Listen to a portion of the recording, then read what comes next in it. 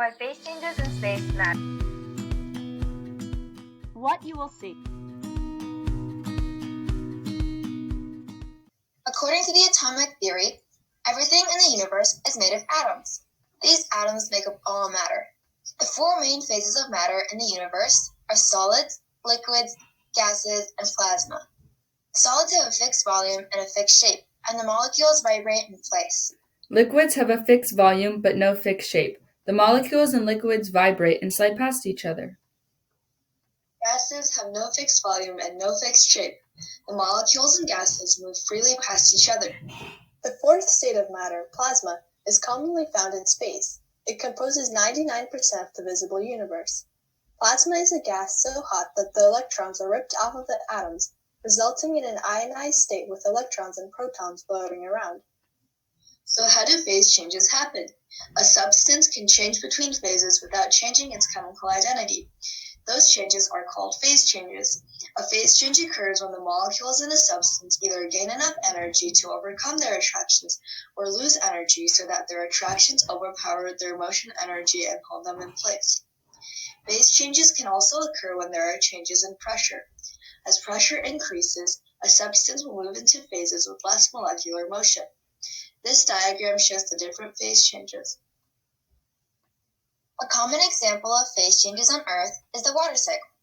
During the water cycle, water passes through many phases as it travels around the Earth. Methane on Titan, Saturn's largest moon, also goes through phase changes called the methane cycle. Scientists think that there is an underground reservoir of methane on Titan. When the methane leaks out through volcanoes or cracks in Titan's surface, it forms bodies of methane. Some methane is evaporated and it becomes vapor in the atmosphere. Some escapes the atmosphere, but most of it condenses to form methane clouds, which condense and cause methane rain to fall. Methane can also freeze into a solid. Comets also demonstrate phase changes. Comets are mostly made of rock and ice that contain trapped gases and dust. They mostly come from the Oort cloud or from a region beyond Neptune called the Kuiper Belt.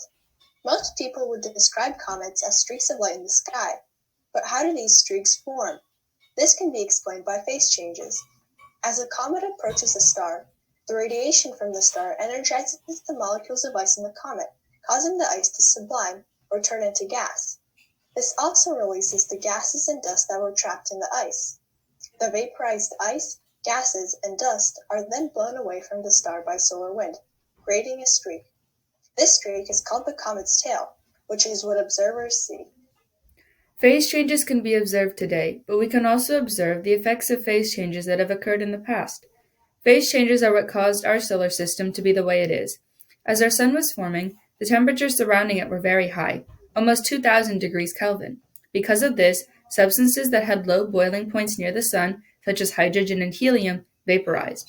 This left substances with high boiling points, such as magnesium, iron, and nickel, to form the inner planets. These planets were small because there were not many substances with such high boiling points in the original mass from which our solar system was created.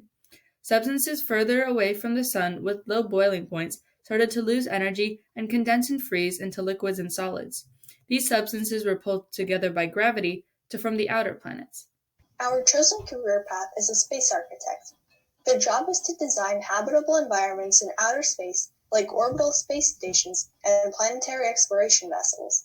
However, this field of architecture is still relatively new, considering that the space race, beginning in the 1960s, is what jump-started this field.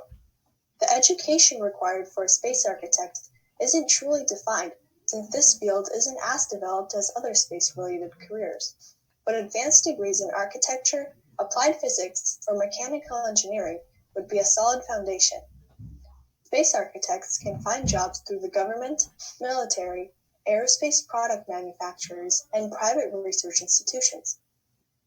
Like how new residential areas outside of Earth can help us learn more about outer space, states of matter can also help us.